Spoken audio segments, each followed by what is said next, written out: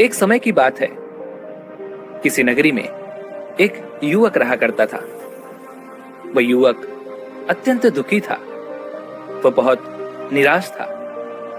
उसे यह समझ नहीं आ रहा था कि आखिर इस दुनिया में हर व्यक्ति अपने मतलब के लिए क्यों जीता है। उसे हर जगह हर कोई केवल स्वार्थी ही नजर आता था। वह हमेशा यही सोचा करता कि उससे कोई प्यार नहीं करता, उसकी कोई परवाह नहीं करता। सब उससे मतलब के लिए अपने संबंध रखते हैं। मतलब खत्म हो जाते ही सब उसे अपने आप से दूर कर देते हैं। दोस्तों, हमारे जीवन में भी कुछ ऐसा ही होता है। हम भी हमेशा किसी न किसी का साथ ढूंढते ही रहते हैं, और जब हमें किसी का साथ नहीं मिल पाता तो हम अपने आप को अकेला महसूस करते हैं, कमजोर महसूस करते हैं। हमें लगता है कि इस दुनिया में हमारा जैसे कोई है ही नहीं। हमें कोई प्यार नहीं करता, हमारी कोई परवाह नहीं करता। लेकिन हम यह भूल जाते हैं कि अंत में तो हर किसी को अकेले ही जाना है। वह व्यक्ति अपने इस अकेलेपन से बहुत परेशान हो चुका था, जिस कारण एक दिन उसने अपना घर छोड़ दिया और एक रास्ते पर निकल पड़ा। उसके मन में कई सारे विचार थे। उन विचारों में मग्न होकर वह उस रास्ते पर आगे की ओर बढ़ता ही जा रहा था। तभी उसे रास्ते में एक आश्रम दिखाई पड़ा। वह उस आश्रम की ओर आगे बढ़ा। तभी उसने देखा कि एक गुरुवर अपने शिष्यों को ध्यान करना सिखा रहे हैं, और उन्हीं शिष्यों में से एक शिष्य ने अपने गुरु से कहा, हे गुरुवर, आखिर यह ध्यान क्या है और इस ध्यान को करने से हमें क्या लाभ? तभी वह गुरुवर अपने उस शिष्य के इस सवाल का जवाब देते हुए कहते हैं, पुत्र, ध्यान ही सच है, और ध्यान हमें अकेला कर देता है। हम जितने ज्यादा अकेले होते जाते हैं उतना ही हम ध्यान में उतरते चले जाते हैं, और यही अकेलापन तुम्हें सत्य के मार्ग पर ले जाता है, तुम्हें सत्य की प्राप्ति करवाता है। वह युवक आश्रम के बाहर खड़े होकर यह सब कुछ देख रहा था, सुन रहा था। जैसे ही उसने उन गुरुवर के मुख से ये सारी बातें सुनी, वह दौड़ा दौड़ा उन गुरुवर के पास आया और कहने लगा, हे गुरुवर, यदि ध्यान हमें अकेला कर देता है तो इसका मतलब यह हुआ कि मैं इन सब चीजों में श्रेष्ठ हूं। आप तो ध्यान का सहारा लेकर अकेले होते हैं, लेकिन मैं तो ऐसे ही अकेला हूं। मेरा ऐसा कोई नहीं है जिसे मैं अपना कह सकूं, जो मेरी परवाह करता हो, जो मेरा ख्याल रखता हो, और मैं अपनी राह पर अकेला ही चलता चला जा रहा हूं। उस व्यक्ति की ये सारी बातें सुनकर उन गुरुवर ने उस व्यक्ति को ध्यानपूर्वक देखा, और उसके बाद उससे कहते हैं, भंते, अगर तुम अकेले हो तो तुम्हारे पीछे तुम्हारा पूरा परिवार, तुम्हारे मित्र, तुम्हारे शत्रु, तुम्हारे सगे संबंधी, इन सबको लेकर तुम कहां जा रहे हो? उन गुरुवर के मुख से यह बात सुनकर वह व्यक्ति चौंक उठा, और उसने तुरंत ही पीछे मुड़कर देखा तो वहां पर कोई नहीं था।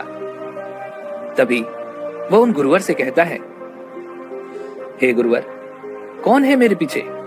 कोई तो नहीं, ना मेरे परिवार वाले, ना मेरे मित्र, ना मेरे शत्रु, और ना ही मेरे सगे संबंधी। मैं तो सबको पीछे छोड़ आया हूं, क्योंकि कोई मुझे नहीं पूछता, कोई मेरी परवाह नहीं करता, कोई मेरा ख्याल तक नहीं रखता, यहां तक कि मेरी कोई आवाज तक नहीं सुनना चाहता। लेकिन जब किसी के ऊपर कोई समस्या आती है तो वह मुझे अवश्य याद करता है। पर बाकी समय पर वह मुझे पूछते तक नहीं। उन्हें यह तक खबर नहीं होती कि मैं किस हाल में हूं, मैं जिंदा भी हूं या नहीं। उन सबको इन सब चीजों से कोई फर्क नहीं पड़ता।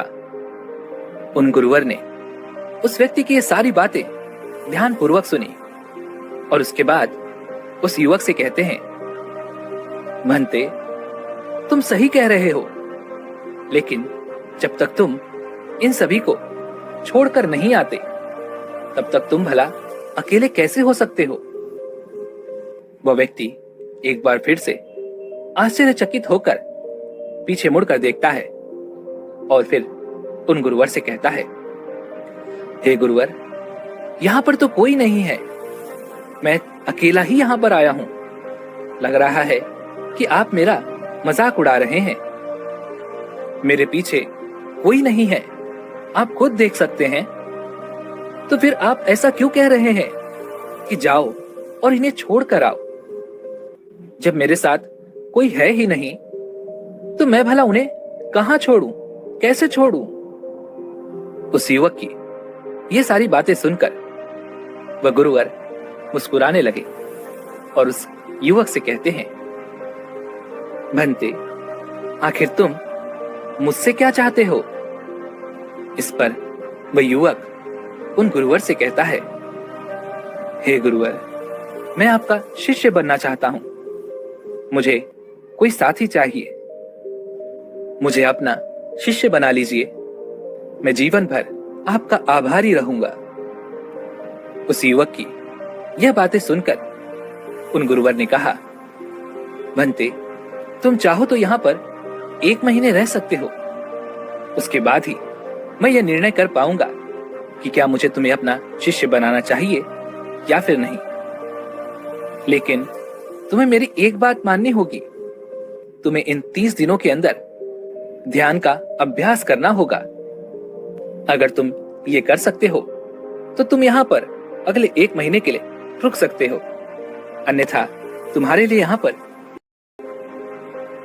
उस व्यक्ति ने काफी सोच विचार कर उन गुरुवर से कहा, हे गुरुवर, आप जैसा कहेंगे मैं वैसा ही करूंगा। आप चाहते हैं कि मैं इन 30 दिनों में ध्यान का अभ्यास करूं तो मैं ये करने के लिए तैयार हूं। उस व्यक्ति ने उन गुरुवर की बात मान ली और आश्रम में ही रुक गया। अगले दिन सुबह सुबह वह गुरुवर उस व्यक्ति के पास आए और उस व्यक्ति से कहने लगे, भंते, तुम किससे बात कर रहे हो? तुम्हारा ध्यान कहाँ है? इस पर वो व्यक्ति जवाब देते हुए कहता है, हे गुरुवर, मेरे साथ तो कोई नहीं है, मैं भला किससे बात करूंगा? मैं तो अकेला हूं। तभी वह गुरुवर उस व्यक्ति से कहते हैं, ठीक है, लेकिन अब ध्यान लगाओ, क्योंकि तुमने मुझे वचन दिया था कि इन 30 दिनों में तुम ध्यान का अभ्यास करोगे। उन गुरुवर के कहने पर वो व्यक्ति ध्यान करने बैठ जाता है, लेकिन पहले दिन उसे ध्यान करने में बहुत तकलीफें आती हैं, बहुत सारी परेशानियों का सामना करना पड़ता है। यहां तक कि वह ढंग से लगातार बैठ भी नहीं पा रहा था। उसके पैर मानो सुन्न से हो जाते और उसका पैर मानो काम करना ही बंद कर देता। ये सारी बातें वह गुरुवर देख रहे थे।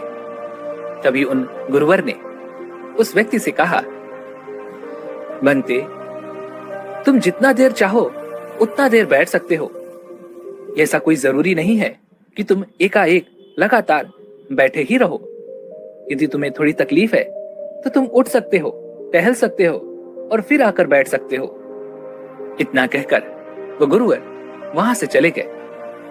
अगले दिन सुबह सुबह फिर वो उस व्यक्ति के पास आए और उस व्यक्ति से कहने लगे, भंते, कौन है? किससे बातें कर रहे हो?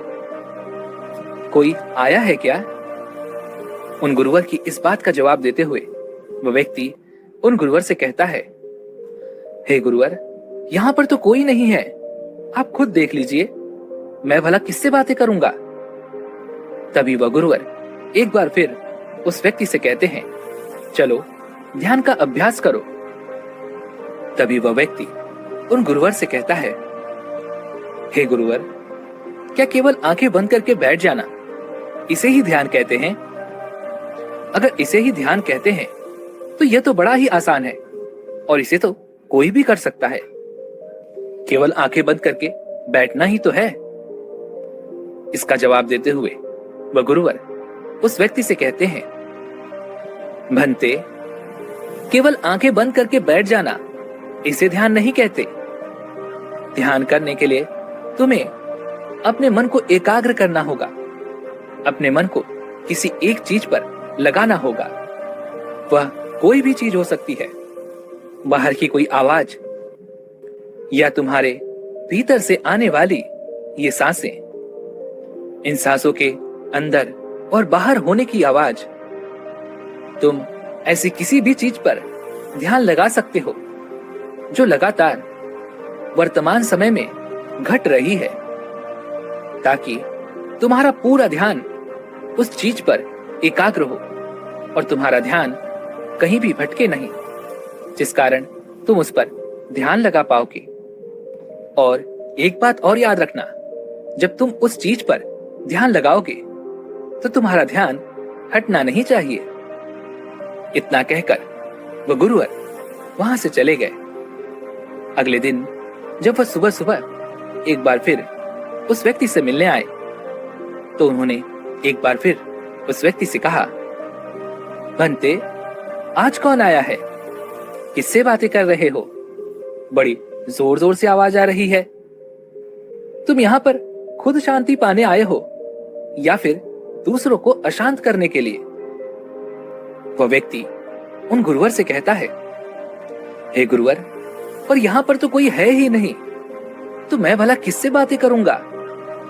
यहाँ तक कि अभी तक मेरे मुख से एक शब्द तक नहीं निकला है, तो फिर आपको कैसे जोर जोर की आवाजें आ रही हैं?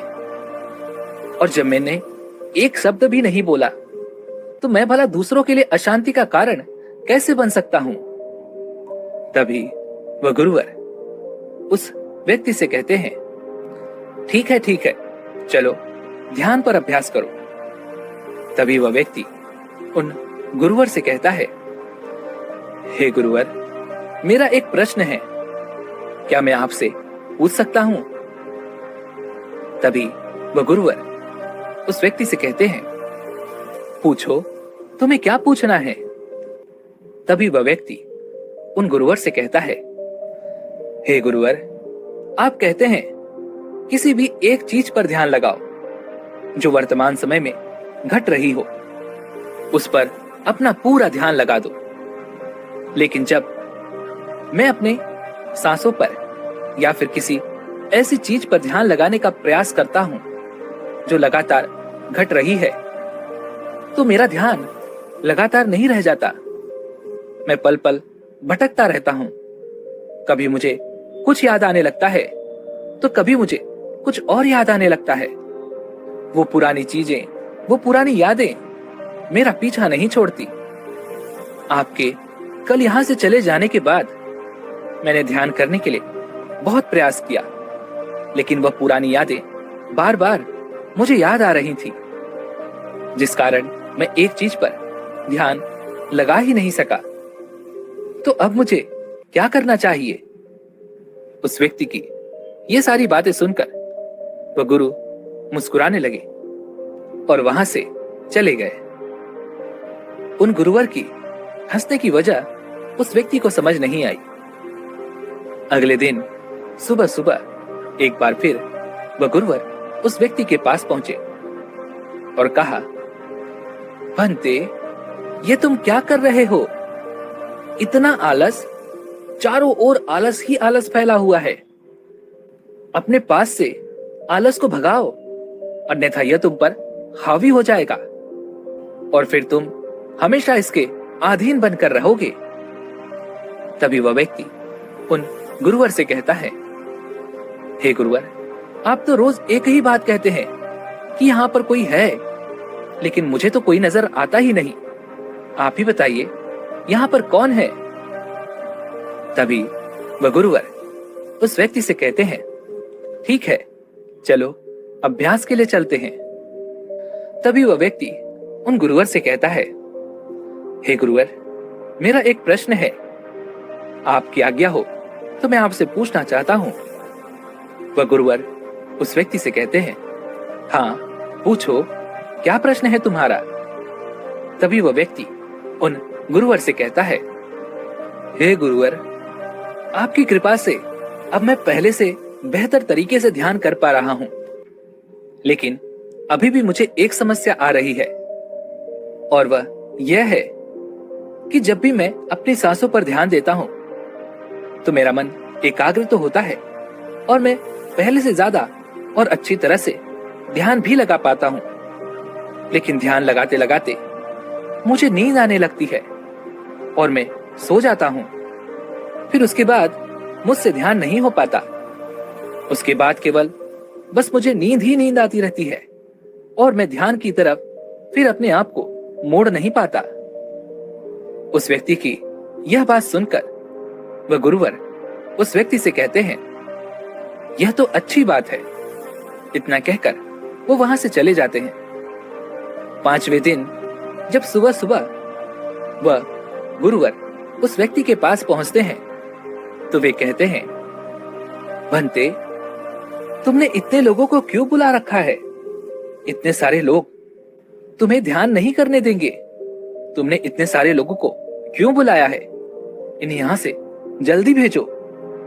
मुझे यह बिल्कुल नहीं पसंद।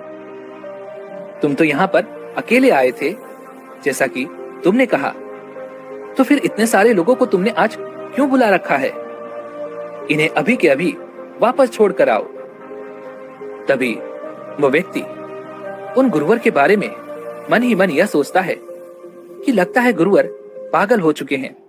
वे जब भी रोज आते हैं तो हमेशा एक ही बात कहते हैं कि यहाँ पर कोई है, लेकिन मुझे तो कोई नजर ही नहीं आता। उसने बड़ी विनम्रता से उन गुरुवर से कहा, हे गुरुवर, शायद आपकी आंखें जो देख पा रही हैं वह मैं नहीं देख पा रहा हूं। मुझे तो यहाँ पर कोई नजर नहीं आता, फिर आपको कैसे यहाँ पर लोग ही लोग नजर आ रहे हैं? तभी वह गुरुवर उस व्यक्ति से कहते हैं, अच्छा ठीक है, चलो अब ध्यान का अभ्यास करते हैं। तभी वह व्यक्ति उन गुरुवर से कहता है, हे गुरुवर, मुझे ध्यान के वक्त नींद आती थी, जैसा कि मैंने आपको बताया था। उस पर तो मैंने नियंत्रण पा लिया, लेकिन अब जब भी मैं ध्यान करने बैठता हूं, किसी एक चीज पर अपना ध्यान केंद्रित करता हूं, तो मेरे मन में विचारों का सैलाब उठता है, मानो विचारों की बाढ़ सी आ जाती है। इतने विचार तो आंख खोलकर भी मैंने कभी नहीं देखे होंगे, जितने की आंखें बंद करने के बाद मुझे नजर आते हैं। और इन विचारों में कुछ ऐसे विचार जिनके बारे में आज तक मैंने सोचा तक नहीं है। मुझे उनके बारे में कुछ भी नहीं पता। ये सब क्यों हो रहा है गुरुदेव? उन गुरुवर ने उस व्यक्ति की यह बात सुनकर उस व्यक्ति से कहा, अच्छा ऐसा हो रहा है। इतना कहकर वह गुरुवर वापस चले गए। अगले दिन सुबह सुबह वह गुरुवर एक डंडा लेकर उस युवक के पास पहुंचे और एक डंडा जड़ते हुए उस युवक से कहते हैं, मैंने तुम्हें पहले ही कहा है, इतने सारे लोग मुझे पसंद नहीं, तुम्हें इन्हें छोड़कर आना होगा। आखिर तुम रोज रोज इन्हें क्यों ले आते हो? इतनी भीड़ इकट्ठा करके तुम्हें क्या लाभ? आज के बाद ये यहाँ पर नहीं आने चाहिए, इस बात का ख्याल रखना। यदि आज के बाद यहाँ पर कोई भी नजर आया और तुम्हारी बकबक मुझे सुनाई पड़ी तो मैं तुरंत ही तुम्हें इस आश्रम से निकाल दूंगा। तभी वह व्यक्ति बड़ी विनम्रता से उन गुरुवर से कहता है, हे गुरुवर, मुझे तो यह समझ नहीं आता कि मुझे कोई नजर ही नहीं आता, लेकिन आप रोज एक ही बात कहते हैं कि यहाँ पर मैंने भीड़ इकट्ठी कर रखी है, जिन लोगों को भी मैंने लाया है उन्हें मुझे छोड़कर आना होगा। लेकिन मैं आपसे हर रोज एक ही बात कहता हूँ कि मुझे कोई नहीं नजर आता, ना ही मुझे कोई यहाँ पर दिखाई पड़ता है। और ना ही मैं अपने मुख से एक शब्द भी निकालता हूँ, लेकिन फिर भी आप कहते हैं कि आपको जोरों की आवाजें सुनाई पड़ रही हैं। तभी वह गुरुवर उस व्यक्ति की इस बात का जवाब देते हुए कहते हैं, क्या तुम्हारे मित्र, तुम्हारे परिवार वाले, तुम्हारे सगे संबंधी, तुम्हारे शत्रु, तुम्हारी इच्छाएं, तुम्हारी वासनाएं, ये सब क्या तुमसे मिलने नहीं आते? वह व्यक्ति उन गुरुवर से कहता है, नहीं गुरुदेव, मुझसे कोई मिलने नहीं आता। मैं तो यहां पर अकेला ही आया था और अभी भी मैं अकेला ही हूं, मेरा कोई नहीं। तभी वह गुरुवर क्रोधित होकर उस डंडे से उस व्यक्ति पर एक और प्रहार करते हैं और कहते हैं, अभी बैठो, अभी ध्यान लगाओ, और यदि तुम्हारे ध्यान में कोई भी आता है तो मुझे बताओ। वह व्यक्ति उन गुरुवर की बात मान लेता है और तुरंत ही ध्यान करने बैठ जाता है। कुछ देर तक तो वह काफी शांत रहता है, लेकिन कुछ देर बाद ही वह उन गुरुवर से कहता है, हे गुरुदेव, मेरा भाई मुझसे मिलने आया है, साथ में मेरे पिताजी भी हैं। दोनों बहुत दुखी हैं क्योंकि मैं उन्हें छोड़कर यहां जो चला आया हूं। मेरे भाई की तबीयत भी कुछ ठीक नहीं लग रही, वो मुझे बुला रहे हैं। मेरे बड़े भाई की पत्नी अर्थात मेरी भाभी मेरे बड़े भाई के साथ अच्छा व्यवहार नहीं कर रही, और तो और मेरी प्रेमिका भी आई हुई है। वह मुझसे पूछ रही है कि क्या तुम मुझसे शादी करोगे या फिर मैं किसी और से शादी कर लूं। वह भी बहुत दुखी नजर आ रही है, और इतना ही नहीं, मेरे कुछ मित्र भी पीछे खड़े हैं जिनसे मैंने कुछ कर्जे लिए थे। आज वो मुझसे अपना कर्जा मांगने आए हैं, मुझे धोखेबाज कह रहे हैं, मुझे अपशब्द कह रहे हैं, और वो साथ में मेरे कुछ शत्रुओं को भी लाए हैं। लेकिन मेरे शत्रु मुझे मारना नहीं चाहते, वो तो यह कह रहे हैं कि तू तो पहले से ही मरा हुआ है, तुझे और क्या मारना। इतना कहकर वह व्यक्ति कुछ देर के लिए शांत हो गया, लेकिन उसी के बाद फिर कुछ देर बाद वह एक बार फिर से उन गुरुवर से कहने लगा, हे गुरुवर, अब मेरे पास एक बहुत बड़ा घर है, इसे मैंने खरीद लिया है। मैं, मेरे पापा, मेरी माता, मेरा भाई, मेरी भाभी, सभी इसमें बहुत मिलजुल के रह रहे हैं। हम बहुत खुश हैं। मैं अब अपने मित्रों से अत्यधिक अमीर हूं, मेरे पास बेशुमार धन दौलत है, और तो और मैंने अपनी प्रेमिका से शादी भी कर ली है और इसका जश्न मना रहे हैं। इतना कहकर वह व्यक्ति एक बार फिर शांत हो गया, और फिर कुछ देर बाद वह फिर एक बार उन गुरुवर से कहता है, हे गुरुवर, मुझे कोई मारने का प्रयास कर रहा है, लगातार वो मुझ पर प्रहार कर रहा है। मैं उसका चेहरा देखने का प्रयास कर रहा हूं, लेकिन मुझे उसका चेहरा नजर नहीं आ रहा। इतना कहते कहते वह उन गुरुवर से कहता है, गुरुदेव, यह तो आप हैं जो मुझे मार रहे हैं, और यह भी कह रहे हैं कि इतनी भीड़ को लेकर क्यों आए हो और इन्हें लेकर कहां जा रहे हो। मेरे साथ तुम्हें अकेले ही चलना होगा। इतना कहकर वह व्यक्ति ध्यान से उठ गया और उन गुरु के चरणों में गिर पड़ा और उनसे कहने लगा, हे गुरुदेव, आप सही थे। आप जो हमेशा कहते थे कि इस भीड़ को लेकर मैं कहां जा रहा हूं। आप हमेशा यही कहते थे कि इन सब को छोड़ कर आओ, लेकिन मुझे कोई नजर नहीं आता था। लेकिन आज मैंने उन सबको देख लिया जिन्हें मैं अपने साथ लेकर आया था, जिन्हें मैं अपने साथ लेकर घूम रहा था। हर कोई मेरे साथ ही है, मेरे पास है, लेकिन मैं यह सोच रहा था कि आखिर मैं इतना बेचैन क्यों हूं और मेरी बेचैनी की वजह क्या है। उस व्यक्ति की ये सारी बातें उन गुरुवर ने ध्यानपूर्वक सुनी, और उसके बाद वो वहां से चुपचाप उठकर चले गए। उसके बाद से वह गुरुवर उसके पास कभी नहीं आए, लेकिन वह व्यक्ति हर रोज ध्यान का अभ्यास कर रहा था।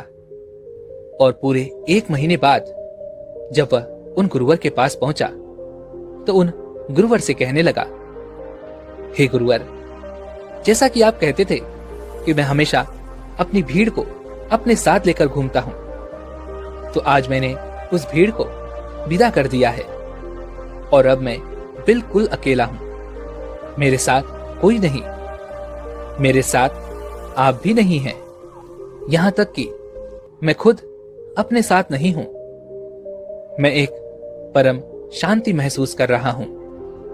अब मुझे ऐसा प्रतीत होता है कि अब मेरे जीवन में कोई समस्या नहीं है, कोई समाधान नहीं है। मैं बहुत हल्का महसूस कर रहा हूं, मैं बहुत अच्छा महसूस कर रहा हूं और इस शांति में जो आनंद है, वाह, इसका क्या कहना। तभी वह गुरुवर उस व्यक्ति से कहते हैं, भंते, अगर तुम चाहो तो इस अकेलेपन को लेकर तुम अपनी दुनिया में वापस जा सकते हो। अब यदि तुम उस संसार में वापस भी लौट जाओ, भले ही लोग तुम्हारे आसपास क्यों न रहें, भले ही पूरी भीड़ तुम्हारे साथ क्यों न रहे, लेकिन फिर भी तुम अकेले ही रहोगे। फिर चाहे वो तुम्हारे रिश्तेदार हो, सगे संबंधी हो, परिवार वाले हों, तुम्हारे मित्र, तुम्हारे शत्रु, तुम्हारी भावनाएं या फिर तुम्हारी प्रेमिका, इन सब के साथ रहकर भी तुम पूर्ण रूप से अकेले ही रहोगे।